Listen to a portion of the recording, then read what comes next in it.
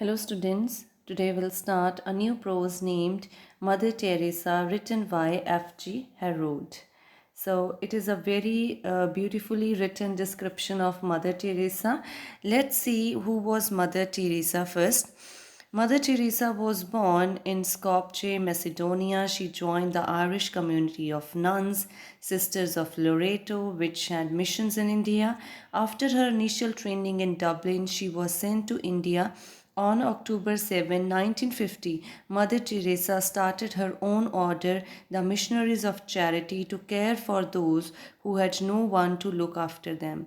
So Mother Teresa ਸੀ ਜੋ ਉਹ born ਸੀ Macedonia Skopje 'ਚ ਐਂਡ ਉਹਨਾਂ ਨੇ ਆਇਰਿਸ਼ ਕਮਿਊਨਿਟੀ ਆਫ ਨਨ ਸੀ ਉਹਨਾਂ ਨੂੰ ਜੁਆਇਨ ਕੀਤਾ ਡਬਲਿਨ 'ਚ ਟ੍ਰੇਨਿੰਗ ਲਈ ਇੰਡੀਆ 'ਚ ਆਏ ਐਂਡ ਉਹਨਾਂ ਨੇ ਇੰਡੀਆ ਦੇ ਵਿੱਚ ਆ ਕੇ ਅਕਤੂਬਰ 1950 ਦੇ ਵਿੱਚ ਆਪਣਾ Missionaries of Charity week start ਕੀਤਾ ਅਤੇ ਉਹਨਾਂ ਦੇ ਲਈ ਜਿਨ੍ਹਾਂ ਨੂੰ ਲੁੱਕ ਆਫਟਰ ਕਰਨ ਵਾਲਾ ਕੋਈ ਨਹੀਂ ਸੀ mother Teresa although a born Yugoslav Indianized herself totally after coming to India. She was born in some other country. She was born in Yugoslavia, but ਉਹਨਾਂ ਨੇ ਇੰਡੀਆ 'ਚ ਆ ਕੇ ਪੂਰੀ ਤਰ੍ਹਾਂ ਆਪਣੇ ਆਪ ਨੂੰ ਇੰਡੀਅਨਾਈਜ਼ਡ ਕਰ ਲਿਆ ਸੀ.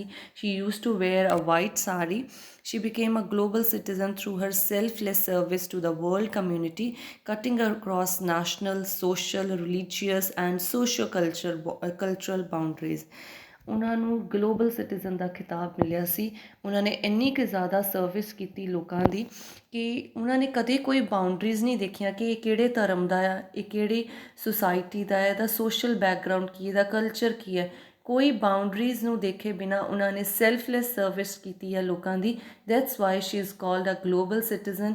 ਹਰ ਕੰਟਰੀ ਦੇ ਉਹ ਸਿਟੀਜ਼ਨ ਸੀ. When asked Mother Teresa, there are too many poor and destitute in the world. How much can you do for them? Her reply was, it may be only a drop in the ocean. But if that drop was not in the ocean, will the ocean be less because of that missing drop? ਤਾਂ ਉਹਨਾਂ ਨੇ ਕਿਹਾ ਕਿ ਇੱਕ ਵਾਰ ਉਹਨਾਂ ਨੂੰ question ਕੀਤਾ ਗਿਆ ਸੀ ਮਦਰ ਟੇਰੇਸਾ ਨੂੰ ਕਿ ਦੁਨੀਆ ਦੇ ਵਿੱਚ ਤਾਂ ਬਹੁਤ ਸਾਰੇ ਪੂਅਰ ਐਂਡ ਡੈਸਟੀਟਿਊਟ ਮੀਨਸ ਹੈਲਪਲੈਸ ਲੋਕ ਹੈ, ਤੁਸੀਂ ਕਿੰਨਿਆਂ ਕੁ ਦੀ ਹੈਲਪ ਕਰ ਲਓਗੇ? ਤਾਂ ਉਹਨਾਂ ਨੇ ਕਿਹਾ ਕਿ ਜੋ ਮੈਂ ਕਰ ਰਹੀ ਹਾਂ it is like a drop in a ocean, ਸਮੁੰਦਰ ਦੇ ਵਿੱਚ ਬੂੰਦ ਦੀ ਤਰ੍ਹਾਂ ਹੈ.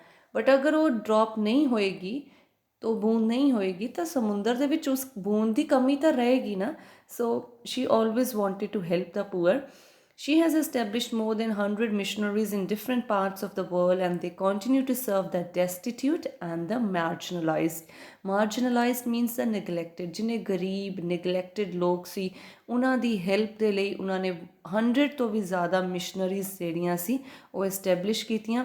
F.G. Herod's description of her in this essay brings her alive to us. ਤੇ F.G. Herod ਦੀ ਜੋ ਡਿਸਕ੍ਰਿਪਸ਼ਨ ਸੀ ਉਹਨਾਂ ਦੇ ਬਾਰੇ ਇਸ ਤਰ੍ਹਾਂ ਲੱਗਦਾ ਹੈ ਕਿ ਉਹਨਾਂ ਨੇ ਮਦਰ ਟੇਰੇਸਾ ਨੂੰ ਸਾਡੇ ਸਾਹਮਣੇ ਇੱਕ ਤਰ੍ਹਾਂ ਨਾਲ ਜ਼ਿੰਦਾ ਕਰ ਦਿੱਤਾ ਆ. Let's see what F.G. Herod writes. I shall not leave this hospital until I know that you have given her a bed. The little woman, barely 5 feet tall, wearing a cheap sari with a blue border in the a small cross hanging below her left shoulder, had begun her work in Calcutta amongst poorest of the poor. Her name, known to millions throughout the world, is Mother Teresa. ਉਹਨਾਂ ਨੇ mother Teresa ਦੀ ਕੀ explanation ਦਿੱਤੀ ਕਿ ਉਹਨਾਂ ਨੇ ਕੀ ਦੇਖਿਆ ਕਿ ਇੱਕ hospital ਦੇ ਵਿੱਚ ਇੱਕ ਲੜਕੀ ਨੂੰ ਬੈੱਡ ਨਹੀਂ ਸੀ ਮਿਲ ਰਿਹਾ ਤਾਂ ਉਹਨਾਂ ਨੇ ਕੀ ਕਿਹਾ ਸੀ ਕਿ ਮੈਂ ਇਹ ਹਸਪੀਟਲ ਨਹੀਂ ਛੱਡਾਂਗੀ ਜਦ ਤੱਕ ਤੁਸੀਂ ਉਹਨੂੰ ਬੈੱਡ ਨਹੀਂ ਦਿੰਦੇ. ਇਹ ਉਹ ਵੂਮਨ ਹੈ ਜਿਹਦੀ ਹਾਈਟ ਸਿਰਫ 5 ਫੀਟ ਟਾਲ ਸੀ ਅਤੇ ਉਹਨੇ ਇੱਕ ਵਾਈਟ ਚੀਪ ਸਾੜੀ ਪਾਈ ਹੋਈ ਸੀ ਜਿਹਦਾ ਹਮੇਸ਼ਾ ਇੱਕ ਬਲੂ ਬਾਰਡਰ ਹੁੰਦਾ ਸੀ ਅਤੇ ਉਹਨਾਂ ਦੇ ਗਲੇ ਦੇ ਵਿੱਚੋਂ cross is the sign of Christianity, ਹੈ ਨਾ. ਜੀਸਸ ਕ੍ਰਾਈਸਟ ਕ੍ਰਾਸ ਹੈ ਨਾ ਜਿਹੜਾ ਉਹਨਾਂ ਦੇ ਹਮੇਸ਼ਾ ਗਲੇ ਸ਼ੋਲਡਰ 'ਤੇ ਹੰਗ ਕਰਦਾ ਹੁੰਦਾ ਸੀ on the left shoulder. And ਉਹਨਾਂ ਨੇ ਆਪਣਾ ਕੰਮ ਹਜੇ ਸ਼ੁਰੂ ਹੀ ਕੀਤਾ ਸੀ ਕੈਲਕਟਾ ਦੇ ਵਿੱਚ ਅਮੰਗਸਟ ਪੂਅਰੈਸਟ ਆਫ ਦ ਪੂਅਰ. ਗਰੀਬ ਤੋਂ ਵੀ ਜ਼ਿਆਦਾ ਗਰੀਬ ਜਿਹੜੇ ਲੋਕ ਹੈ ਉਹਨਾਂ ਦੇ ਲਈ ਉਹਨਾਂ ਨੇ ਕੰਮ ਸ਼ੁਰੂ ਕੀਤਾ ਸੀ ਅਤੇ ਦੁਨੀਆ ਦੇ ਵਿੱਚ ਉਹਨਾਂ ਨੂੰ ਹਜ਼ਾਰਾਂ ਲੱਖਾਂ ਕਰੋੜਾਂ ਲੋਕ ਮਿਲੀਅਨਸ ਆਫ ਲੋਕ ਮਦਰ ਟੇਰੇਸਾ ਦੇ ਨਾਮ ਤੋਂ ਜਾਣਦੇ ਆ. She had picked up this wretched creature. Wretched means wretched means ਵੀ ਵੈਸੇ ਰਿਚਡ ਮੀਨਸ ਹੁੰਦਾ ਰਿਊਨਡ ਹੈ ਨਾ, ਜਿਹੜਾ ਬਰਬਾਦ ਹੋ ਚੁੱਕਾ ਹੋਵੇ। ਮੀਨਸ ਇੱਥੇ ਕਿ she was poor in health, ਜਿਹੜੇ ਕ੍ਰੀਏਚਰ ਮਤਲਬ ਗਰਲ।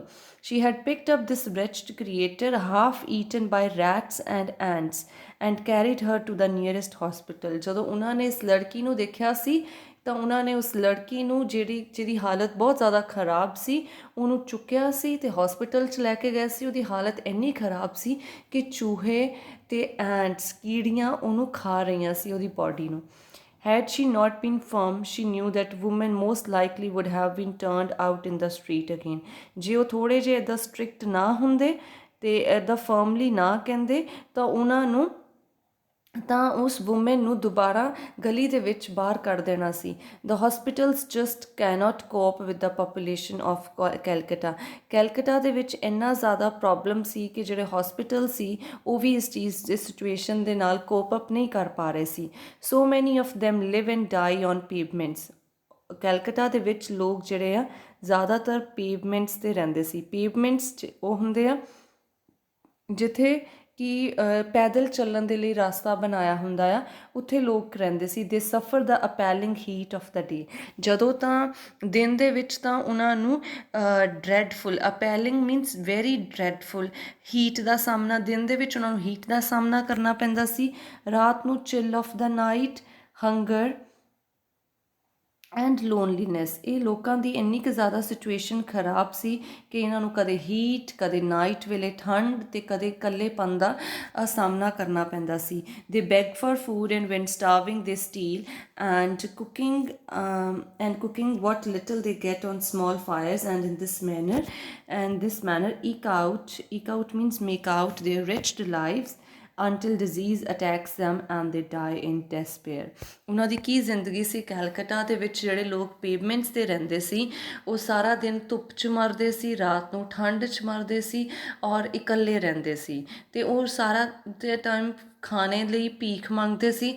ਜਦੋਂ ਉਹਨਾਂ ਨੂੰ ਭੁੱਖ ਨਾਲ ਉਹਨਾਂ ਦੀ ਜਾਨ ਨਿਕਲ ਰਹੀ ਹੁੰਦੀ ਸੀ, ਸਟਾਫ ਕਰ ਰਹੇ ਹੁੰਦੇ ਸੀਗੇ, ਤਾਂ ਉਹ ਫਿਰ ਚੋਰੀ ਕਰਦੇ ਸੀ। ਜੋ ਵੀ ਉਹਨਾਂ ਨੂੰ ਮਿਲਦਾ ਸੀ ਥੋੜ੍ਹੀ ਜਿਹੀ ਅੱਗ ਜਲਾ ਕੇ ਉਹਦੇ 'ਤੇ ਕੁਕਿੰਗ ਕਰ ਲੈਂਦੇ ਸੀ। ਇਸ ਤਰ੍ਹਾਂ ਉਹ ਆਪਣੀ ਜ਼ਿੰਦਗੀ ਜਿਹੜੀ ਰਿਚਡ ਲਾਈਫ, ਜਿਹੜੀ ਉਹਨਾਂ ਦੀ ਰਿਊਨਡ ਲਾਈਫ ਸੀ, ਬਰਬਾਦ ਹੋ ਚੁੱਕੀ ਸੀ ਜ਼ਿੰਦਗੀ, ਉਹਨੂੰ ਜਿਉਂਦੇ ਸੀ।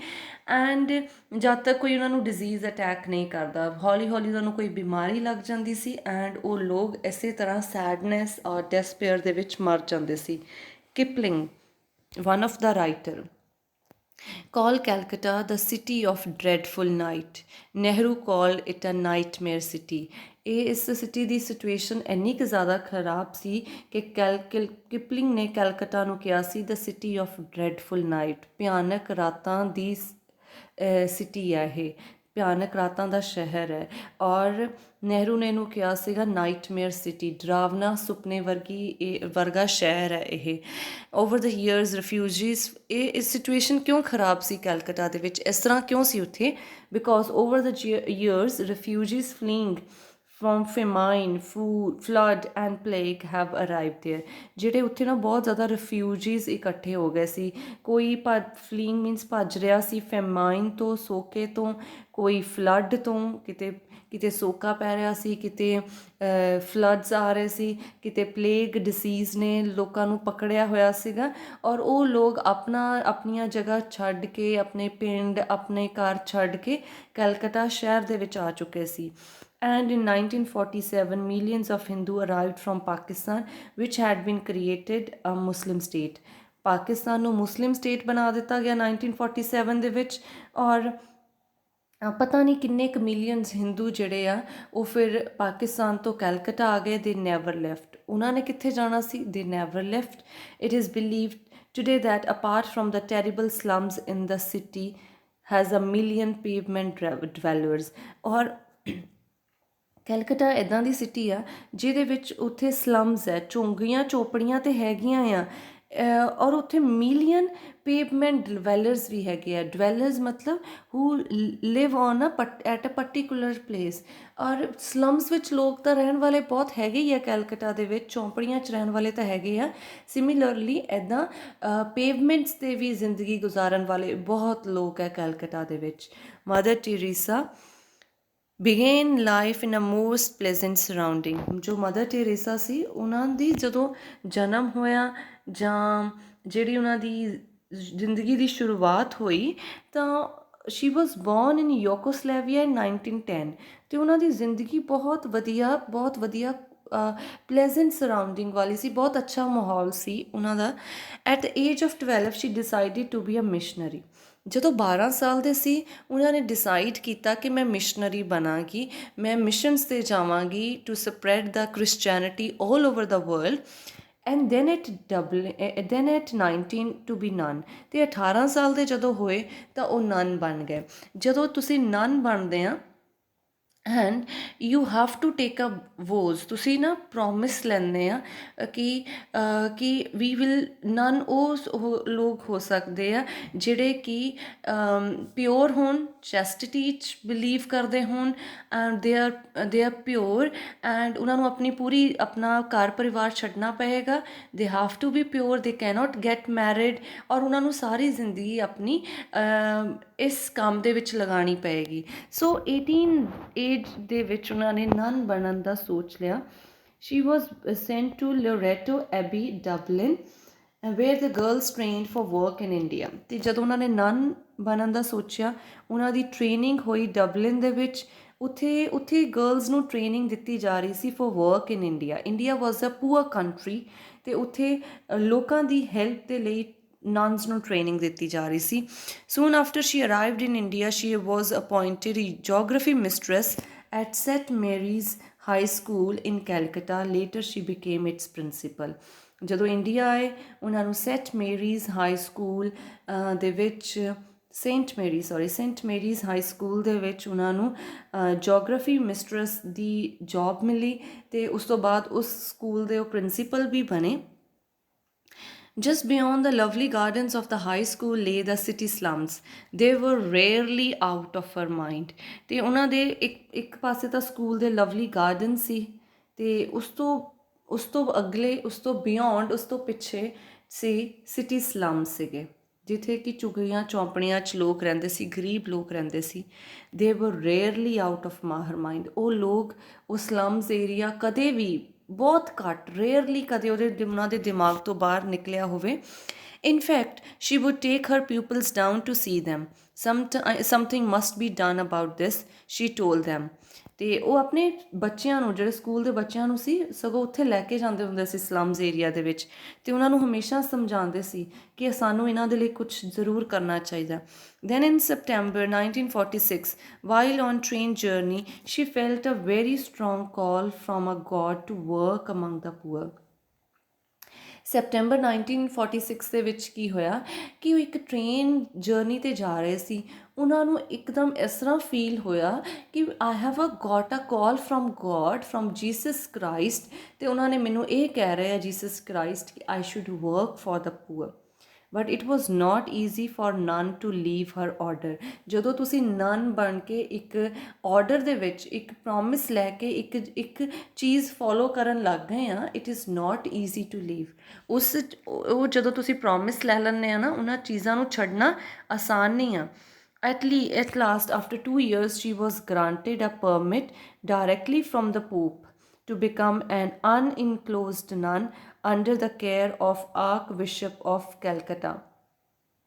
ਅਤੇ ਬਟ ਉਹਨਾਂ ਨੂੰ ਫਿਰ 2 ਸਾਲਾਂ ਬਾਅਦ ਪਰਮਿਸ਼ਨ ਮਿਲੀ, ਡਾਇਰੈਕਟਲੀ ਪੋਪ ਨੇ ਉਹਨਾਂ ਨੂੰ ਪਰਮਿਸ਼ਨ ਦਿੱਤੀ ਕਿ ਤੁਸੀਂ ਨਨ ਤਾਂ ਰਹੋਗੇ but you will be unenclosed nun. Unenclosed nun means you will have no boundaries. ਤੁਹਾਨੂੰ ਇੱਦਾਂ ਕੁਛ ਫਿਕਸ ਨਹੀਂ ਹੋਏਗਾ ਕਿ ਇਹ ਕਰਨਾ ਹੀ ਹੈ, ਤੁਸੀਂ ਜੋ ਕਰਨਾ ਚਾਹੁੰਦੇ ਹੋ ਤੁਸੀਂ ਕਰ ਸਕਦੇ ਹੋ under the care of archbishop of Calcutta. Calcutta ਦੇ ਵਿੱਚ archbishop may be church ਦੇ ਵਿੱਚ ਕੋਈ ਹੈੱਡ ਹੋਣਗੇ, ਉਹਨਾਂ ਨੂੰ ਆਰਕ ਬਿਸ਼ਪ ਕਹਿੰਦੇ ਆ, ਅਤੇ ਉਹਨਾਂ ਦੀ ਕੇਅਰ ਦੇ ਵਿੱਚ ਮਤਲਬ ਉਹ ਤੁਹਾਨੂੰ ਟ੍ਰੇਨਿੰਗ ਦੇਣਗੇ ਐਂਡ ਯੂ ਕੈਨ ਵਰਕ, ਤੁਸੀਂ ਆਪਣਾ ਕੰਮ ਕਰ ਸਕਦੇ ਹੋ for the work of the poor. She left the school where she had been very happy and went to American Medical Missionary Sisters in Patna to take 6 months nursing course. ਉਹ school ਦੇ ਵਿੱਚ ਬਹੁਤ ਖੁਸ਼ ਸੀ but ਉਹਨਾਂ ਨੇ school ਛੱਡ ਦਿੱਤਾ, ਫਿਰ ਅਮਰੀਕਨ ਮੈਡੀਕਲ ਮਿਸ਼ਨਰੀ ਸਿਸਟਰਸ ਜੋ ਪਟਨਾ ਦੇ ਵਿੱਚ ਸੀ ਉੱਥੇ ਗਏ, ਉੱਥੇ 6 ਮੰਥਸ ਦੀ ਨਰਸਿੰਗ ਕੋਰਸ ਕੀਤਾ। Then with 5 rupees in her pocket and no home to go to she arrived in Calcutta. ਫਿਰ ਇਸੇ ਜਗ੍ਹਾ 'ਤੇ ਵਾਪਸ ਆਏ ਕੈਲਕਟਾ, 'ਤੇ ਸਿਰਫ ਪੋਕਿਟ ਦੇ ਵਿੱਚ ਉਹਨਾਂ ਦੀ ਜੇਬ ਦੇ ਵਿੱਚ 5 ਰੁਪਏ ਸੀ ਅਤੇ ਕੋਈ ਘਰ ਨਹੀਂ ਸੀ ਉਹਨਾਂ ਦੇ ਕੋਲ ਕਿਤੇ ਜਾਣ ਦੇ ਲਈ। She went straight to the slums, found someone there who let her have a room free and began her work. ਤੇ ਉੱਥੋਂ ਬਾਅਦ ਵੀ ਕੈਲਕਟਾ 'ਚ ਪਹੁੰਚ ਕੇ ਵੀ ਸਿੱਧੇ ਸਲਮਸ ਗਏ, ਉੱਥੇ ਉਹਨਾਂ ਨੂੰ ਕਿਸੇ ਨੇ ਇੱਕ ਰੂਮ ਦੇ ਦਿੱਤਾ ਫॉर ਫ੍ਰੀ ਅਤੇ ਉੱਥੇ ਉਹਨਾਂ ਨੇ ਆਪਣਾ ਕੰਮ ਸ਼ੁਰੂ ਕਰ ਦਿੱਤਾ। She visited home after home, she begged for food for the starving and medicines for the sick. ਉਹ ਘਰਾਂ ਦੇ ਵਿੱਚ ਘੁੰਮਦੇ ਹੁੰਦੇ ਸੀ, ਉਹ ਲੋਕਾਂ ਦੇ ਲਈ ਭੀਖ ਮੰਗੀ ਉਹਨਾਂ ਨੇ ਕਿ ਖਾਣੇ ਦੇ ਲਈ, ਔਰ ਲੋਕਾਂ ਦੇ ਜਿਹੜੇ ਬਿਮਾਰ ਲੋਕ ਸੀ ਉਹਨਾਂ ਦੇ ਲਈ ਮੈਡੀਸਨਸ ਉਹਨਾਂ ਨੇ ਮੰਗੀਆਂ। ਇਸ ਤਰ੍ਹਾਂ ਉਹਨਾਂ ਨੇ ਲੋਕਾਂ ਦੇ ਲਈ ਭੀਖ ਮੰਗੀ ਅਤੇ ਉਹਨਾਂ ਦੀ ਹੈਲਪ ਕੀਤੀ। It is the big thing ਔਰ ਐਨੀ ਵਨ ਕੈਨ ਡੂ ਕਿ ਦੂਸਰਿਆਂ ਦੇ ਲਈ ਇੰਨਾ ਐਫਰਟਸ ਉਹਨਾਂ ਨੇ ਕੀਤਾ। It was a great. She began a school with 5 children in slum compound. She had nothing to start with. The first day, she wrote the Bengali alphabet in the mud. ਫਿਰ ਉਹਨਾਂ ਨੇ school start ਕੀਤਾ 5 ਬੱਚਿਆਂ ਦੇ ਨਾਲ slum compound ਦੇ ਵਿੱਚ, ਅਤੇ ਉਹਨਾਂ ਦੇ ਕੋਲ ਕੁਝ ਵੀ ਨਹੀਂ ਸੀ ਸਟਾਰਟ ਕਰਨ ਦੇ ਲਈ। ਉਹਨਾਂ ਨੇ ਫਸਟ ਡੇ ਸਟਾਰਟ ਕਿੱਦਾਂ ਕੀਤਾ ਸਕੂਲ, ਉਹਨਾਂ ਨੇ ਬੰਗਾਲੀ ਐਲਫਾਬੈਟਸ ਮਿੱਟੀ ਦੇ ਵਿੱਚ ਲਿਖ ਕੇ ਬੱਚਿਆਂ ਨੂੰ ਸਿਖਾਏ। The next day, a table, a chair arrived. The following day, cupboard. People also came to help her. From this humble start has grown the career and education of many thousands of neglected children. Today, there are no less than 81 such schools. ਜਦੋਂ ਉਹਨਾਂ ਨੇ school start ਕੀਤਾ ਤਾਂ ਕੁਝ ਵੀ ਨਹੀਂ ਸੀ, ਲੋਕੀ help ਕਰਨ ਲਈ ਅੱਗੇ ਆਏ। ਕਿਸੇ ਨੇ ਟੇਬਲ ਦਿੱਤੀ, ਕਿਸੇ ਨੇ ਚੇਅਰ ਦਿੱਤੀ, ਕਿਸੇ ਨੇ ਕੋਈ ਬੋਰਡ ਦਿੱਤਾ, ਕਿਸੇ ਨੇ ਕਬਰਡ ਦਿੱਤੀ। ਅਤੇ ਇੱਕ ਇੱਦਾਂ ਦੇ ਹੰਬਲ ਸਟਾਰਟ, ਇੱਕ ਸਮੋਲ ਸਟਾਰਟ ਤੋਂ ਉਹਨਾਂ ਨੇ ਸਟਾਰਟ ਕੀਤੀ ਸੀ care and education of the neglected children. ਜਿਹੜੇ ਬੱਚਿਆਂ ਨੂੰ ਛੱਡ ਦਿੰਦੇ ਆ, ਨਿਗਲੈਕਟ ਕਰ ਦਿੰਦੇ ਆ, ਉਹਨਾਂ ਦੀ ਪ੍ਰੋਪਰ ਕੇਅਰ, ਉਹਨਾਂ ਦੀ ਐਜੂਕੇਸ਼ਨ ਉਹਨਾਂ ਨੇ ਸਟਾਰਟ ਕੀਤੀ। ਅਤੇ ਅੱਜ ਇੱਦਾਂ ਦੇ 81 ਸਕੂਲਸ ਹੈ ਜਿਹੜੇ ਕਿ ਐਗਜ਼ਿਸਟ ਕਰ ਰਹੇ ਆ after the name of mother Teresa. Her first recruit was a former pupil who became Sister Agnes. One by one, others came until she had 10, all former pupils. She was given permission to form a new order which she called the Missionaries of Charity. ਅਤੇ ਉਹਨਾਂ ਨੇ ਇੱਕ ਆਪਣੇ recruitment ਮਤਲਬ ਹੁੰਦੀ ਹੈ ਵੈਸੇ ਭਰਤੀ ਕਰਨਾ, ਇੱਥੇ ਉਹਨਾਂ ਨੇ ਆਪਣੇ ਨਾਲ ਲੋਕਾਂ ਨੂੰ ਜੋੜਨਾ ਸ਼ੁਰੂ ਕੀਤਾ। ਹੁਣ ਆਪਣਾ ਉਹਨਾਂ ਨੇ ਇੱਕ ਸੋਚਿਆ ਕਿ ਮੈਂ ਇੱਕ ਨਵਾਂ ਆਰਡਰ ਤਿਆਰ ਕਰੂੰਗੀ। ਆਰਡਰ ਦਾ ਮਤਲਬ ਅਗੇਨ ਆਈ ਟੈਲ ਯੂ ਕਿ ਕ੍ਰਿਸਚੈਨਿਟੀ ਦੇ ਵਿੱਚ ਅਗਰ ਤੁਸੀਂ ਰਿਲੀਜੀਅਸ ਲਾਈਫ ਜੀਣੀ ਆ, ਯੂ ਫੋਲੋ ਸਮ ਆਰਡਰ, ਇੱਕ ਪ੍ਰੋਮਿਸ ਲੈਂਦੇ ਹੁੰਦੇ ਆ, ਉਹਨੂੰ ਉਹ ਆਰਡਰ ਦਾ ਨਾਮ ਦਿੰਦੇ ਆ। ਤਾਂ ਉਹਨਾਂ ਨੇ ਸੋਚਿਆ ਸੀਗਾ ਕਿ ਮੈਂ ਆਪਣਾ ਇੱਕ ਡਿਫਰੈਂਟ ਆਰਡਰ ਚਲਾਵਾਂਗੀ। ਉਹਨਾਂ ਨੇ ਨਾਮ ਕੀ ਦਿੱਤਾ, ਮਿਸ਼ਨਰੀਜ਼ ਆਫ ਚੈਰਿਟੀ, ਕਿ ਇਹਨਾਂ ਨੇ ਚੈਰਿਟੀ ਦਾ ਕੰਮ ਕਰਨਾ ਹੈ, ਮਿਸ਼ਨਰੀਜ਼ ਦਾ। ਅਤੇ ਉਹਨਾਂ ਨੇ ਸਟਾਰਟ ਕਿੱਦਾਂ ਕੀਤਾ, ਉਹਨਾਂ ਦਾ ਇੱਕ ਸਟੂਡੈਂਟ ਸੀ ਉਹਨਾਂ ਦੀ ਸਿਸਟਰ ਐਗਨੇਸ, ਉਹ ਉਹਨਾਂ ਦੇ ਨਾਲ ਜੁੜ ਗਈ। ਇਸ ਤਰ੍ਹਾਂ ਹੋਰ ਬੱਚੇ ਪੁਰਾਣੇ ਉਹਨਾਂ ਦੇ ਸਟੂਡੈਂਟਸ ਜਿਹੜੇ ਉਹਨਾਂ ਨਾਲ ਜੁੜਨ ਲੱਗੇ, ਕਿ ਇਸ ਤਰ੍ਹਾਂ ਉਹਨਾਂ ਨੇ 10 ਜਾਣੇ ਇਕੱਠੇ ਕੀਤੇ ਅਤੇ ਇੱਕ ਆਪਣਾ ਨਵਾਂ ਆਰਡਰ ਤਿਆਰ ਕੀਤਾ ਜਿਹਦਾ ਕਿ ਨਾਮ ਸੀ the missionaries of charity. Those who joined it had to give up their lives completely to the work. ਉਹਨਾਂ ਨੇ ਜਿਹੜਾ ਵੀ ਇਸ ਆਰਡਰ ਨੂੰ ਜੁਆਇਨ ਕਰਦਾ ਹੈ ਨਾ, ਉਹਨੂੰ ਆਪਣਾ ਕੰਮ, ਆਪਣੀ ਲਾਈਵਸ ਕੰਪਲੀਟਲੀ ਦੇਣੀ ਪਏਗੀ ਕੰਮ ਦੇ ਪ੍ਰਤੀ। ਜਿਹੜਾ ਵੀ ਕੰਮ ਚੈਰਿਟੀ ਦਾ ਕੰਮ ਹੈ ਨਾ, ਉਹਦੇ ਲਈ ਪੂਰੀ ਜ਼ਿੰਦਗੀ ਜਿਹੜੀ ਆ ਉਹ ਸਮਰਪਿਤ ਕਰਨੀ ਪਏਗੀ। We do not take volunteer workers, Mother Teresa said, because volunteers require time off for leisure. ਕਹਿੰਦੇ ਅਸੀਂ ਵੋਲੰਟੀਅਰ ਵਰਕ ਨਹੀਂ ਲੈਂਦੇ, ਵੋਲੰਟੀਅਰ ਵਰਕਰਸ ਨੂੰ ਨਹੀਂ ਮੈਂ ਇਨਕਲੂਡ ਕਰਦੀ ਆਪਣੇ ਆਰਡਰ ਦੇ ਵਿੱਚ। ਵੋਲੰਟੀਅਰ ਵਰਕ ਕਿਹੜਾ ਹੁੰਦਾ ਕਿ ਜਦੋਂ ਤੁਹਾਡੀ ਇੱਛਾ ਕਰੇ ਉਸ ਟਾਈਮ ਕੰਮ ਕਰਨਾ। ਕਹਿੰਦੇ ਇੱਛਾ ਮੁਤਾਬਿਕ ਨਹੀਂ ਚੱਲੇਗਾ ਕੰਮ, ਕਿਉਂਕਿ ਜਿਹੜੇ ਲੋਕ ਵੋਲੰਟੀਅਰ ਵਰਕਰਸ ਹੁੰਦੇ ਆ, ਜਦੋਂ ਉਹਨਾਂ ਦੀ ਇੱਛਾ ਨਹੀਂ ਹੋਏਗੀ ਉਹ ਕੰਮ ਛੱਡ ਕੇ ਜਾਣਗੇ। ਉਹਨਾਂ ਨੂੰ ਥੋੜ੍ਹਾ ਟਾਈਮ ਆਫ ਚਾਹੀਦਾ ਹੋਊਗਾ for ledger. For ledger means for free time, ਕਿਉਂਕਿ ਉਸ ਟਾਈਮ ਉਹਨਾਂ ਦੀ ਇੱਛਾ ਨਹੀਂ ਹੋਏਗੀ। When asked if she did not take a holiday sometimes, she replied every day is holiday. ਉਹ ਕਹਿੰਦੇ ਉਹਨਾਂ ਨੂੰ ਕਿਸੇ ਨੇ ਪੁੱਛਿਆ ਵੀ ਤੁਸੀਂ ਕਿਉਂ ਨਹੀਂ ਕਦੇ ਛੁੱਟੀ ਲੈਂਦੇ, ਛੁੱਟੀ ਤੁਸੀਂ ਕਿਉਂ ਨਹੀਂ ਕਰਦੇ, ਤਾਂ ਉਹਨਾਂ ਨੇ ਕਿਹਾ every day is a holiday. ਅਤੇ ਉਹਨਾਂ ਦਾ ਜਿਹੜਾ ਇਹ ਮਿਸ਼ਨਰੀਜ਼ ਆਫ ਚੈਰਿਟੀ ਸੀ, the usual 3 vows are taken. ਜਦੋਂ ਵੀ ਕੋਈ ਨਾ ਨਨ ਬਣਦਾ ਆ, ਕੋਈ ਵੀ ਰਿਲੀਜੀਅਸ ਆਰਡਰ ਕ੍ਰਿਸਚੈਨਿਟੀ ਦੇ ਵਿੱਚ ਆਉਂਦਾ ਆ, ਉਹਦੇ ਵਿੱਚ 3 ਪ੍ਰੋਮਿਸ ਕਰਨੇ ਪੈਂਦੇ ਆ। ਪਹਿਲੀ ਗੱਲ ਪੋਵਰਟੀ, ਤੁਹਾਨੂੰ ਆਪਣੀ ਜਿਹੜੀ ਲਗਜ਼ਰੀਅਸ ਲਾਈਫ ਹੈ ਨਾ ਉਹ ਛੱਡਣੀ ਪੈਂਦੀ ਹੈ, ਗਰੀਬੀ ਦੀ ਜ਼ਿੰਦਗੀ ਤੁਸੀਂ ਜੀਣੀ ਹੈ। Chastity, chastity means purity, you cannot involve in comfortable life ਜਾਂ ਜਿੱਥੋਂ ਤੁਹਾਨੂੰ ਪਲੈਜ਼ਰ ਮਿਲੇ ਉਹ ਕੰਮ ਨਹੀਂ ਕਰਨੇ। ਓਬੀਡੀਐਂਸ, ਓਬੀਡੀਐਂਸ ਮਤਲਬ ਹਮੇਸ਼ਾ ਆਗਿਆ ਮੰਨਣੀ ਹੈ, ਜੋ ਇੱਕ ਜੀਸਸ ਕ੍ਰਾਈਸਟ ਦੇ ਕਹਿ ਸਕਦੇ ਹਾਂ ਅਸੀਂ ਹੁਕਮ ਹੈ, ਉਹਨਾਂ ਨੂੰ ਫੋਲੋ ਕਰਨਾ ਹੈ। To these is added a fourth, to give wholehearted free service to the poorest of the poor, to the Christ in a distressing disguise। ਉਹ ਤਾਂ 3 ਤਾਂ ਜਿਹੜਾ ਆਰਡਰ ਮਦਰ ਟੀਰੀਸਾ ਨੇ ਸਟਾਰਟ ਕੀਤਾ ਸੀ, ਉਹਦੇ ਵਿੱਚ 3 vows ਤਾਂ ਉਹ ਲੈਣੀਆਂ ਹੀ ਪੈਣੀਆਂ, ਪੋਵਰਟੀ, ਚੈਸਟਿਟੀ, ਓਬੀਡੀਐਂਸ। ਅਤੇ ਇਹਨਾਂ ਦੇ ਆਰਡਰ ਦੇ ਵਿੱਚ ਮਿਸ਼ਨਰੀ ਆਫ ਚੈਰਿਟੀ ਦੇ ਵਿੱਚ ਇੱਕ ਚੌਥਾ ਪ੍ਰੋਮਿਸ ਉਹਨਾਂ ਨੇ ਹੋਰ ਐਡ ਕੀਤਾ ਸੀ। ਉਹ ਕੀ ਸੀ?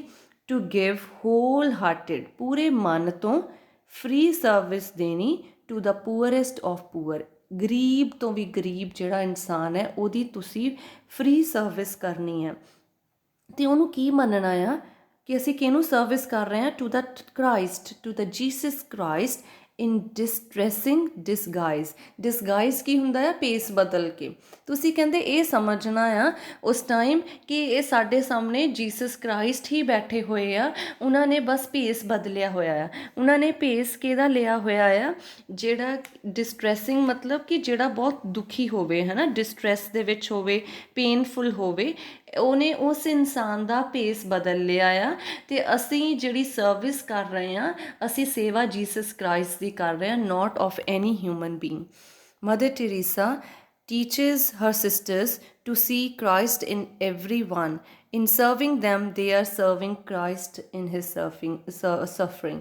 ਉਹਨਾਂ ਨੇ ਕਿਹਾ ਕਿ ਆਪਣੇ ਜਿਹੜੇ ਉਹਨਾਂ ਦੇ ਸਿਸਟਰਸ ਸੀ, ਜਿਹੜੇ ਉਹਨਾਂ ਦੇ ਆਰਡਰ ਨੂੰ ਜੁਆਇਨ ਕਰਦੇ ਸੀ, ਉਹਨਾਂ ਨੂੰ ਇਹ ਸਿਖਾਇਆ ਕਿ ਤੁਸੀਂ ਇਹ ਦੇਖਣਾ ਆ ਕਿ ਤੁਸੀਂ ਹਰ ਇੱਕ ਇਨਸਾਨ ਦੇ ਵਿੱਚ ਜੀਸਸ ਕ੍ਰਾਈਸਟ ਨੂੰ ਦੇਖਣਾ ਆ। ਤੁਸੀਂ ਇਹ ਮੰਨਣਾ ਆ ਕਿ ਤੁਸੀਂ ਜੀਸਸ ਕ੍ਰਾਈਸਟ ਦੀ ਹੈਲਪ ਕਰ ਰਹੇ ਹੋ। And in serving them they are serving the Jesus Christ, ਕਿ ਤੁਸੀਂ ਲੋਕਾਂ ਦੀ ਜਦੋਂ ਸਫਰਿੰਗ ਦੇ ਵਿੱਚ, ਉਹਨਾਂ ਦੀ ਬੁਰੀ ਹਾਲਤ ਦੇ ਵਿੱਚ ਉਹਨਾਂ ਦੀ ਹੈਲਪ ਕਰੋਗੇ, ਤੁਹਾਨੂੰ ਇਹ ਫੀਲਿੰਗ ਆਉਣੀ ਚਾਹੀਦੀ ਹੈ ਕਿ ਤੁਸੀਂ ਜੀਸਸ ਕ੍ਰਾਈਸਟ ਦੀ ਹੈਲਪ ਕਰ ਰਹੇ ਹੋ। Complete poverty is demanded. Unless we are poor, she says, we cannot understand and serve poor. ਉਹਨਾਂ ਨੇ ਕਿਹਾ ਸੀਗਾ ਕਿ ਇਹਦੇ ਵਿੱਚ ਜਿਹੜਾ ਵੀ ਇਸ ਚੀਜ਼ ਨੂੰ, ਜਿਹੜਾ ਵੀ ਮਿਸ਼ਨਰੀਜ਼ ਆਫ ਚੈਰਿਟੀ ਨੂੰ ਜੁਆਇਨ ਕਰੇਗਾ, ਉਹ ਕੰਪਲੀਟ ਪੋਵਰਟੀ ਦੇ ਵਿੱਚ ਰਹੇਗਾ। ਜਦ ਤੱਕ ਅਸੀਂ ਆਪ ਗਰੀਬ ਨਹੀਂ ਨਾ ਹੁੰਦੇ, ਅਸੀਂ ਕਿਸੇ ਦੀ ਗਰੀਬੀ ਨੂੰ ਨਹੀਂ ਸਮਝ ਸਕਦੇ ਅਤੇ ਉਹਨਾਂ ਦੀ ਹੈਲਪ ਨਹੀਂ ਕਰ ਸਕਦੇ। A sister must give up all her possessions ਮਤਲਬ ਉਹਦੇ ਕੋਲ ਜੋ ਵੀ ਕੋਈ ਪ੍ਰੋਪਰਟੀ ਹੈ, ਕੁਛ ਵੀ ਹੈ, ਉਹਨੂੰ ਸਿਸਟਰ ਨੂੰ ਸਾਰਾ ਕੁਝ ਛੱਡਣਾ ਪਏਗਾ।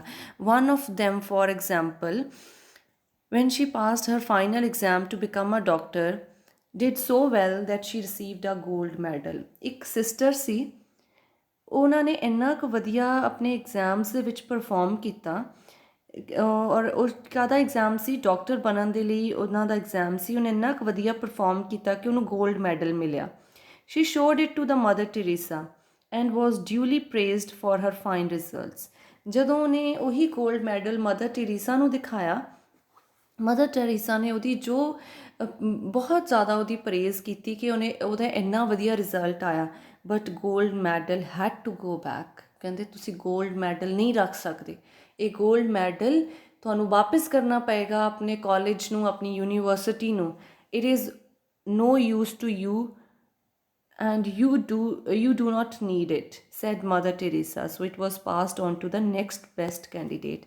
ਤੇ ਉਹ ਸਿਸਟਰ ਨੇ ਉਹ ਵਾਪਿਸ ਕੀਤਾ ਅਤੇ ਮਦਰ ਟੀਰੀਸਾ ਨੇ ਉਹਨੂੰ ਸਮਝਾਇਆ ਕਿ ਤੁਹਾਡੇ ਲਈ ਇਹਦਾ ਕੋਈ ਯੂਜ਼ ਨਹੀਂ ਹੈ, ਇਸ ਗੋਲਡ ਮੈਡਲ ਦਾ, ਤੁਹਾਨੂੰ ਇਸ ਗੋਲਡ ਮੈਡਲ ਦੀ ਕੋਈ ਜ਼ਰੂਰਤ ਨਹੀਂ ਹੈ। ਅਤੇ ਜਦੋਂ ਉਹਨੇ ਫਿਰ ਉਹ ਗੋਲਡ ਮੈਡਲ ਸਿਸਟਰ ਨੇ ਵਾਪਿਸ ਕਰ ਦਿੱਤਾ ਕਾਲਜ ਯੂਨੀਵਰਸਿਟੀ ਨੂੰ, ਅਤੇ ਉਸ ਤੋਂ ਬਾਅਦ ਜਿਹੜਾ ਨੈਕਸਟ ਬੈਸਟ ਕੈਂਡੀਡੇਟ ਸੀ, ਉਹ ਗੋਲਡ ਮੈਡਲ ਫਿਰ ਉਹਨੂੰ ਮਿਲਿਆ ਸੀ। This is what a life sister has to live, ਜਿਹੜੇ ਕਿ ਮਿਸ਼ਨਰੀਜ਼ ਆਫ ਚੈਰਿਟੀ ਜੁਆਇਨ ਕਰਦੇ ਆ। ਔਰ ਮਦਰ ਟੈਰੇਸਾ ਤਾਂ ਬਹੁਤ ਹੀ ਹੈਲਪ ਕਰਦੇ ਸੀ to everyone. The work is hard. Desmond Doig, in his book Mother Teresa, reports how one Sister Bernard, describes the daily routine. ਕਹਿੰਦੇ ਇਹ ਜਿਹੜਾ ਕੰਮ ਹੈ ਨਾ, ਸਿਸਟਰਸ ਦਾ ਕੰਮ ਸੀ, ਮਿਸ਼ਨਰੀਜ਼ ਆਫ ਚੈਰਿਟੀ ਦੇ ਜਿਹੜੇ ਸਿਸਟਰ ਸੀ, ਬਹੁਤ ਔਖਾ ਕੰਮ ਸੀ। ਇੱਕ ਰਾਈਟਰ ਹੈ ਡੈਸਮੋਂਡ ਡੋਇਗ, ਉਹਨਾਂ ਨੇ ਬੁੱਕ ਲਿਖੀ ਆ ਮਦਰ ਟੈਰੇਸਾ ਤੇ ਉਹਨਾਂ ਨੇ ਉਹਦੇ ਵਿੱਚ ਦੱਸਿਆ ਸੀਗਾ, ਉਹਨਾਂ ਨੇ ਰਿਪੋਰਟ ਕੀਤਾ ਸੀ ਇੱਕ ਸਿਸਟਰ ਦਾ ਕੰਮ ਨੂੰ, ਤੇ ਉਸਦਾ ਨਾਮ ਸੀ ਸਿਸਟਰ ਬਰਨਡ। ਤੇ ਉਹਨਾਂ ਨੇ ਡਿਸਕ੍ਰਾਈਬ ਕੀਤੀ ਸੀ ਆਪਣੀ ਡੇਲੀ ਰੂਟੀਨ।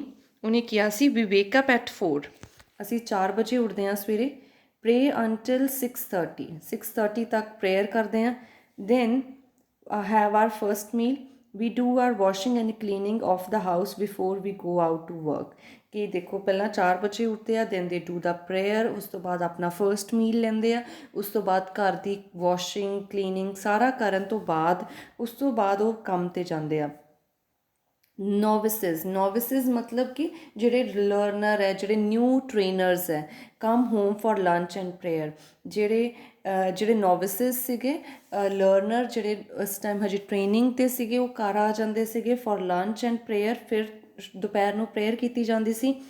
ਦੇ rest for a while, then have a regular classes studying the rules and scriptures. ਉਸ ਤੋਂ ਬਾਅਦ ਉਹ ਥੋੜ੍ਹਾ ਟਾਈਮ ਬਾਹਰ ਜਾਂਦੇ ਸੀ ਕੰਮ ਤੋਂ, ਘਰ ਆ ਜਾਂਦੇ ਸੀ, they have lunch, then they do prayer. ਉਸ ਤੋਂ ਬਾਅਦ ਉਹਨਾਂ ਦੀ ਕਲਾਸਿਸ ਲੱਗਦੀਆਂ ਸੀਗੀਆਂ ਜਿੱਥੇ ਉਹ ਰੂਲਸ ਸਟੱਡੀ ਕਰਦੇ ਸੀਗੇ ਐਂਡ ਸਕ੍ਰਿਪਚਰਸ, ਹੋਲੀ ਸਕ੍ਰਿਪਚਰਸ ਜਿਹੜੇ ਹੁੰਦੇ ਆ ਉਹਨਾਂ ਨੂੰ ਪੜ੍ਹਦੇ ਸੀ। They have tests before they are professed. ਉਹਨਾਂ ਦੇ ਟੈਸਟ ਲਏ ਜਾਂਦੇ ਸੀ ਬਿਫੋਰ ਉਹਨਾਂ ਨੂੰ ਇਸ ਮਿਸ਼ਨਰੀਜ਼ ਆਫ ਚੈਰਿਟੀ ਦੇ ਵਿੱਚ ਉਹਨਾਂ ਨੂੰ ਇਨਕਲੂਡ ਕਰਨ ਤੋਂ ਪਹਿਲਾਂ ਉਹਨਾਂ ਦਾ ਟੈਸਟ ਲਏ ਜਾਂਦੇ ਸੀ। ਤੇ we come home at 12:30, go out again at 2, then again at by 7:30। ਤੇ ਜਿਹੜੇ ਇਸ ਨੂੰ ਫਿਰ ਜੁਆਇਨ ਕਰ ਲੈਂਦੇ ਸੀਗੇ, ਐਕਚੁਅਲ ਜਿਹੜੇ ਇਹਦੇ ਪਾਰਟ ਹੁੰਦੇ ਸੀਗੇ, ਉਹ 12:30 ਘਰ ਆਉਂਦੇ ਸੀ 12:30। ਉਸ ਤੋਂ ਬਾਅਦ ਐਟ 2 o'clock ਉਹ ਵਾਪਸ ਬਾਹਰ ਜਾਂਦੇ ਸੀ ਕੰਮ ਕਰਨ ਦੇ ਲਈ, ਐਂਡ 7:30 ਉਹ ਵਾਪਸ ਉਹ ਸਾਰਾ ਕੰਮ ਕਰਕੇ ਲੋਕਾਂ ਦੀ ਹੈਲਪ ਕਰਕੇ ਵਾਪਸ ਆਉਂਦੇ ਸੀ। We have to be back for prayers, that is important. ਅਗਰ ਤੁਸੀਂ ਹੈਲਪ ਕਰ ਰਹੇ ਹੋ ਕਿਸੇ ਦੀ, but you cannot leave the prayers ਦੇ ਲਈ ਵਾਪਸ ਆਉਣਾ ਵੀ ਜ਼ਰੂਰੀ ਹੁੰਦਾ ਸੀ। Mother does not want the missionaries of charity to see simply themselves as a social workers, by no means। ਉਹਨਾਂ ਨੇ ਕਿਹਾ ਤੁਸੀਂ ਰਿਲੀਜੀਅਸ ਲਾਈਫ ਨੂੰ ਵੀ ਉਨੀ ਹੀ ਇੰਪੋਰਟੈਂਸ ਦੇਣੀ ਹੈ। ਮਦਰ ਟੈਰੇਸਾ ਦੇ ਲਈ ਉਹ ਕਹਿੰਦੇ ਸੀ ਕਿ ਆਪਣੇ ਆਪ ਨੂੰ ਸਿਰਫ ਸੋਸ਼ਲ ਵਰਕਰਸ ਹੀ ਨਹੀਂ ਮੰਨਣਾ। This does not mean that Mother Teresa does not value social workers, but missionaries of charity have different approach। ਇੱਦਾਂ ਨਹੀਂ ਸੀ ਕਿ ਉਹ ਸੋਸ਼ਲ ਵਰਕਰਸ ਦੇ ਕੰਮ ਦੀ ਵੈਲਿਊ ਨਹੀਂ ਸੀ ਕਰਦੇ, ਬਟ ਜਿਹੜੇ ਉਹਨਾਂ ਦੇ ਮਿਸ਼ਨਰੀਜ਼ ਆਫ ਚੈਰਿਟੀ ਹੈ ਉਹਨਾਂ ਦੀ ਇੱਕ ਅਲੱਗ ਅਪਰੋਚ ਸੀਗੀ। Here in the slums, she says, in the broken body, in the children, we see Christ, we touch him। ਕਹਿੰਦੇ ਕਿ ਉਹਨਾਂ ਦੀ ਕੀ ਅਪਰੋਚ ਸੀਗੀ ਕਿ ਉਹ ਸਲਮਸ ਦੇ ਵਿੱਚ ਕੋਈ ਇਸ ਤਰ੍ਹਾਂ ਨਹੀਂ ਸੋਚਣਾ ਕਿ ਅਸੀਂ ਕਿਸੇ ਦੀ ਹੈਲਪ ਕਰ ਰਹੇ ਹਾਂ, ਕਿਸੇ ਦੇ ਲਈ ਕੋਈ ਕੰਮ ਕਰ ਰਹੇ ਹਾਂ। ਤੁਸੀਂ ਇਹ ਸੋਚਣਾ ਆ ਕਿ ਉਸ ਬ੍ਰੋਕਨ ਬੋਡੀ ਦੇ ਵਿੱਚ ਜਿਸ ਦੀ ਤੁਸੀਂ ਹੈਲਪ ਕਰ ਰਹੇ ਹੋ, ਅਤੇ ਉਹ ਜਿਨ੍ਹਾਂ ਬੱਚਿਆਂ ਦੀ ਉਹ ਤੁਸੀਂ ਹੈਲਪ ਕਰ ਰਹੇ ਹੋ, ਉਹਨਾਂ ਦੇ ਵਿੱਚ ਤੁਸੀਂ ਜੀਸਸ ਕ੍ਰਾਈਸਟ ਨੂੰ ਦੇਖਣਾ ਆ। ਐਂਡ ਤੁਸੀਂ ਇਹ ਫੀਲ ਕਰਨਾ ਕਿ ਅਸੀਂ ਜੀਸਸ ਕ੍ਰਾਈਸਟ ਨੂੰ ਟੱਚ ਕਰ ਰਹੇ ਹਾਂ, and we are actually serving the Jesus Christ. Social welfare is a purpose splendid and necessary, but Christian love is for a person, this love is vital। ਤੇ ਉਹਨਾਂ ਨੇ ਕਿਹਾ ਸੀ ਜਿਹੜਾ ਸੋਸ਼ਲ ਵੈਲਫੇਅਰ ਹੁੰਦੀ ਆ ਨਾ, it is for a purpose splendid means ਕੋਈ excellent ਹੈ ਨਾ, ਐਂਡ ਨੈਸੈਸਰੀ। ਅਤੇ ਉਹਦੇ ਵਿੱਚ ਕਹਿੰਦੇ ਸੋਸ਼ਲ ਵਰਕ ਜਿਹੜਾ ਹੁੰਦਾ ਇੱਕ ਕੁਝ ਪਰਪਸ, ਇੱਕ ਕੁਛ ਨਾ ਨਾਲ ਇੱਕ ਪਰਪਸ ਲੈ ਕੇ ਆਪਾਂ ਚੱਲਦੇ ਹਾਂ, ਇੱਕ ਆਪਾਂ ਨਾਲ ਮੁੱਦਾ ਲੈ ਕੇ ਚੱਲਦੇ ਹਾਂ ਕਿ ਇਸ ਚੀਜ਼ ਲਈ ਅਸੀਂ ਇਹ ਕੰਮ ਕਰ ਰਹੇ ਹਾਂ, ਹੈ ਨਾ। ਬਟ ਕਹਿੰਦੇ ਜਿਹੜਾ ਕ੍ਰਿਸਚਨ ਲਵ ਹੈ ਨਾ, it is for a person. You love every person according to Christianity, according to Jesus Christ. You have to love each and every person, and this love is very important, very vital। Being unwanted, is the worst disease that any human being can ever suffer, she says. Unwanted feel ਹੋਣਾ ਕਿਸੇ ਇਨਸਾਨ ਨੂੰ ਕਿ ਮੇਰੀ ਕੋਈ ਜ਼ਰੂਰਤ ਨਹੀਂ ਹੈ, ਉਸ ਤੋਂ ਵੱਡਾ ਕਹਿੰਦੇ ਕੋਈ ਡਿਜ਼ੀਜ਼ ਕਿਸੇ ਹਿਊਮਨ ਬੀਇੰਗ ਨੂੰ ਹੋ ਨਹੀਂ ਸਕਦਾ. We see therefore why Mother Teresa is concerned quite as much for those who cannot be cured and for those who can. Early on, her great desire was to take those who were dying into the home to be loved and cared for, that they may die with the dignity and within sight, as she says, of a loving face. what she feels, Mother Teresa Ki feel ਕਰਦੇ ਸੀ ਕਿ ਉਹਨਾਂ ਦਾ concern ਕੀ ਹੁੰਦਾ ਸੀ ਪਹਿਲਾਂ, ਕਿ ਇਹ ਦੇਖਣਾ ਕਿਹੜੇ ਲੋਕ ਜਿਹੜੇ ਆ ਕਿਉਰ ਹੋ ਸਕਦੇ ਆ, ਕਿਹੜੇ ਕਿਉਰ ਨਹੀਂ ਹੋ ਸਕਦੇ. Early on her great desire, ਉਹਦੀ ਆਪਣੀ ਸਭ ਤੋਂ ਜ਼ਿਆਦਾ ਇੱਛਾ ਕੀ ਸੀ, was to take on those who were dying into a home to be loved and cared for. ਕਿ ਪਹਿਲਾਂ ਜਿਹੜੇ ਲੋਕ ਨਾ ਇਸ ਟਾਈਮ ਸਭ ਤੋਂ ਉਹਨਾਂ ਦੀ ਬੁਰੀ ਹਾਲਤ ਹੈ, ਮਰਨ ਦੇ ਕੰਢੇ 'ਤੇ ਖੜ੍ਹੇ ਆ, ਉਹਨਾਂ ਨੂੰ ਘਰ ਲੈ ਕੇ ਆਉਂਦੇ ਸੀ. ਦੇ ਯੂਜ਼ ਟੂ ਲਵ ਦੈਮ, ਉਹਨਾਂ ਦੀ ਬਹੁਤ ਕੇਅਰ ਕਰਦੇ ਸੀ, ਸੋ ਦੈਟ ਉਹਨਾਂ ਦੀ ਜਿਹੜੀ ਮੌਤ ਹੈ ਨਾ, they may die with dignity and within the sight of a loving face. ਕਿ ਉਹਨਾਂ ਨੂੰ ਇਹ ਸੀਗਾ ਕਿ ਉਹ ਵੀ ਲੋਕ ਨਾ ਇੱਜ਼ਤ ਦੇ ਨਾਲ ਮਰ ਸਕਣ, ਅਤੇ ਉਹਨਾਂ ਨੂੰ ਜਦੋਂ ਮਰਨ ਉਹਨਾਂ ਦੇ ਸਾਹਮਣੇ ਇੱਕ ਲਵਿੰਗ ਫੇਸ ਹੋਵੇ, ਇੱਕ ਉਹਨਾਂ ਨੂੰ ਝਲਕ ਦਿਖੇ, ਸਾਈਟ ਦਿਖੇ ਲਵਿੰਗ ਫੇਸ ਦੀ, ਕਿ ਵੀ ਸਾਨੂੰ ਵੀ ਕੋਈ ਪਿਆਰ ਕਰਨ ਵਾਲਾ ਸੀ ਐਂਡ ਸਾਡੀ ਵੀ ਕਿਸੇ ਨੇ ਕੇਅਰ ਕੀਤੀ. ਸੋ that's all in this video. We have read till now that Mother Teresa came to India to help the poor people. She founded the Missionaries of Charity, and she wanted to help the poorest of the poor and give everyone a death of dignity, and so that they can feel that they were loved and cared in this world. That's all in this video. I hope you have understood it. Thank you very much.